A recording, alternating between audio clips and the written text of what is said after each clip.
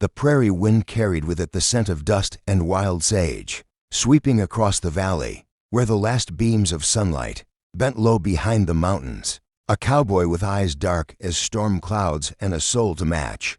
His gaze was fixed on the small ranch house at the edge of the field, where a woman in white lace stood on the porch like a ghost out of some other life. They called her Anna Monroe the widow. Her husband had died 2 winters past, leaving her to tend to the cattle and the debts alone.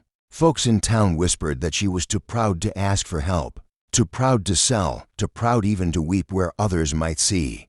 But Elias saw the truth in her stance, the steel in her back, the quiet sorrow in her eyes, and the hunger in her heart that no one else dared name. Elias nudged his horse forward. The boards of the porch creaked as he dismounted, his boots stirring dust with every step. Anna did not step back, though her fingers tightened on the railing. "I hear the banks come calling," Elias said finally, voice low as if meant for her ears alone.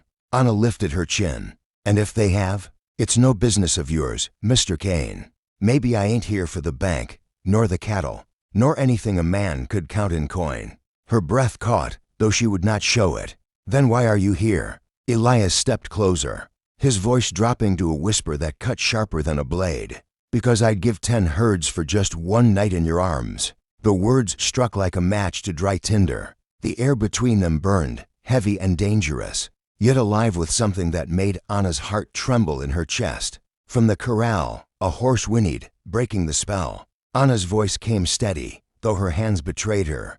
"Best you ride on, cowboy. This land's got ghosts enough without you adding yours." Elias tipped his hat, but his gaze lingered. "Darlin', ghosts don't scare me half as much as the thought of never touching you." And with that, the story of the widow and the cowboy had truly begun. Night fell heavy over the valley. The stars spread wide like spilled silver dust across the black sky.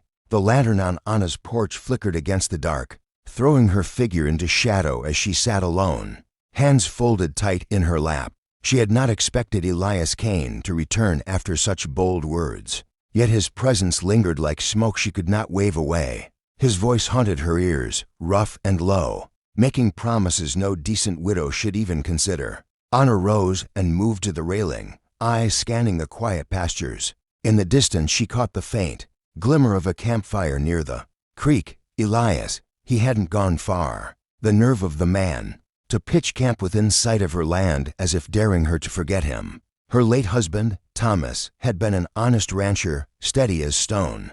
She loved him once, but his love had been safe, predictable. Elias was anything but. He carried storms in his eyes, and with one sentence had set her whole world tilting. By dawn she found herself restless, rising early to tend the herd. The morning air was crisp, the dew dampening her hem. She had just latched the gate when a voice startled her from behind. "You work too hard for one woman alone." She spun to see Elias leaning against the fence post, hat low, a grin tugging at his lips. "You've no right sneaking up on me," she snapped, though her cheeks flushed hot.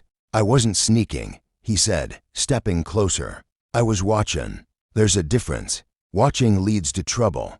Then maybe trouble's exactly what you need." Her heart pounded, yet she stood her ground. "You think words can buy you anything, cowboy? Think again.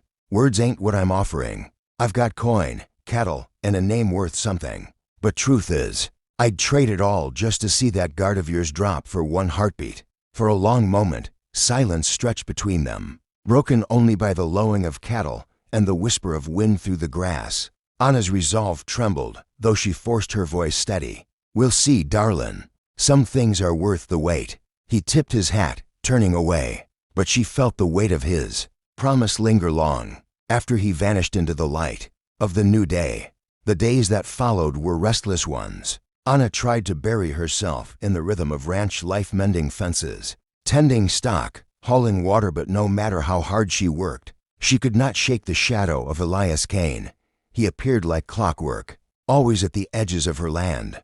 Sometimes she saw him riding along the ridge at dusk, his silhouette cut sharp against the sky. Other times, she found the faint tracks of his boots near the barn, proof he had been watching. He never crossed a line, never forced a hand, but his presence pressed against her like a question she wasn't ready to answer. Word of him spread quick in town, too.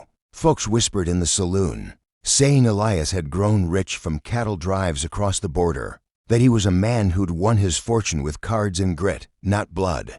Yet they also spoke of his temper, of duels fought and rivals buried. Anna heard it all, and the more she learned, the more she wondered, was he savior or storm? One evening, as twilight bled red across the horizon, Anna heard boots on her porch. She froze, a dish still in her hand, before the knock came firm, certain, like a man who already knew the door would open. Against her better judgment, she let it. Elias stood there, the lamplight catching the lines of his face, rugged and worn by dust and distance. "Evenin', widow," he said softly, tipping his hat. "You shouldn't be here." Her voice wavered despite herself. "Maybe not, but I reckon you don't truly want me gone." Anna's lips parted, but no words came. He stepped inside, his presence filling the small room.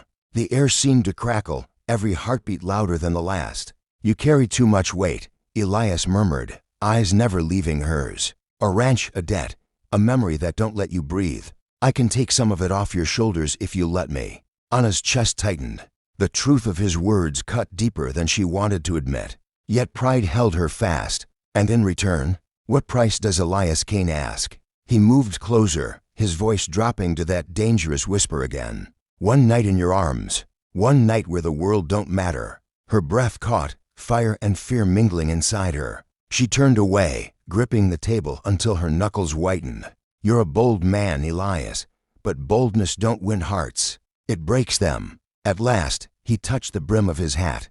"Maybe, or maybe it's the only way worth living." He left her standing there in the quiet glow of the lantern, torn between the safety of the past and the dangerous pull of a man who spoke like thunder and promised storms.